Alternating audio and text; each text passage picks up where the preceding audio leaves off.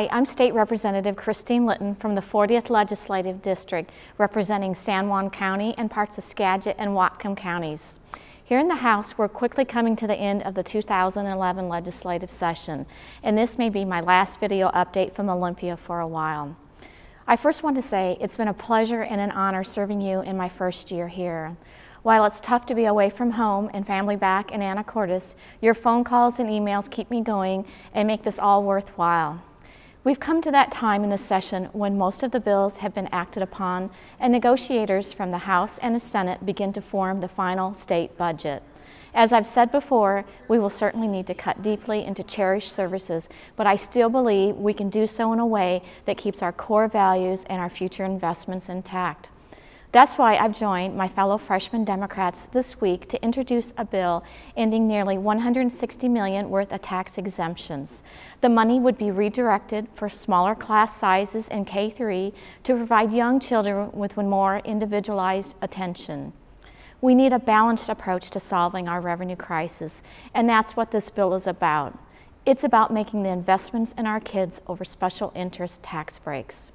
We're the only state in the country that offers a B&O tax break on the interest that big Wall Street banks make on first mortgages.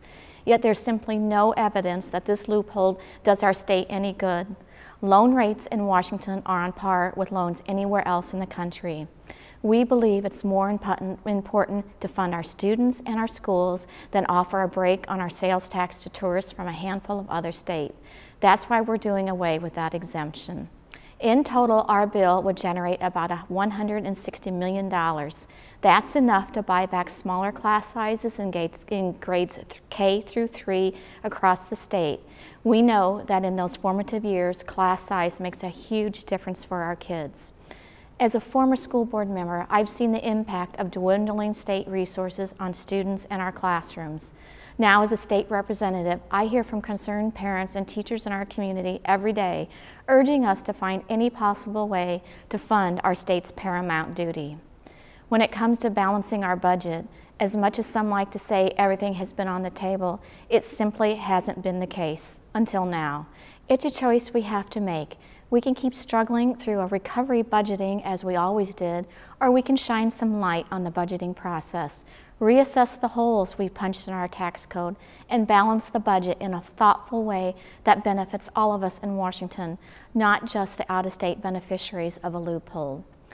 I didn't come to Olympia to rubber stamp a budget that unnecessarily rewards out-of-state Wall Street banks while our own students do without. I came to Olympia to do what's best for all of us in Washington. Thanks again for watching. I hope you've enjoyed keeping up on our state government here in Olympia, and I look forward to seeing you back in the 40th District soon.